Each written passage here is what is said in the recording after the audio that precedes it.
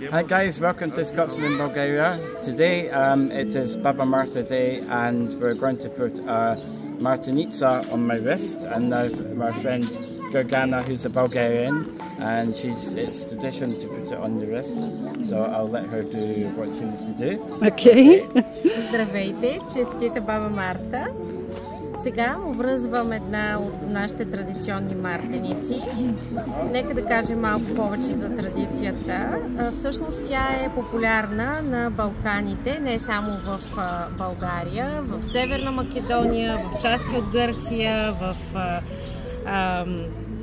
Румъния, и е традиция, която идва от древните траки.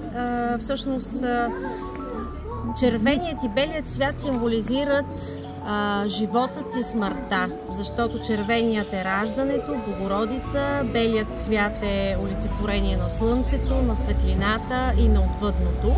И затова двата цвята са премесени в една шевица. Както виждате, можем да ги срещнем в много различни варианти, понякога и с други такива цветове, но така съвсем традиционната мартеница е в бяло и червено. Разбира се, в други части, в другите държави, където се чества тази традиция, тя е известна с друго име, не точно Баба Марта, но е почти същият празник, който е известен днес и по нашите земи.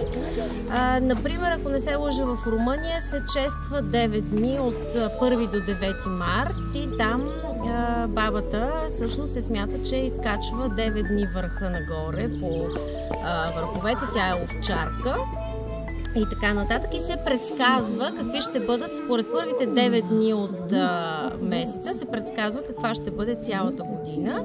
При нас обикновено на 1 март хората се избират един ден от целия месец и според това какъв ден са си избрали, дали той ще бъде слънчев, дали той ще бъде дъждови, в последствие се тълкува каква ще бъде цялата година за напред.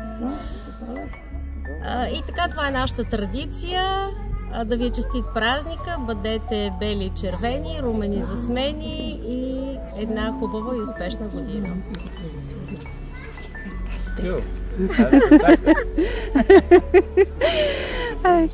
Okay, I hope you got all that, and that's cool. Thanks for watching.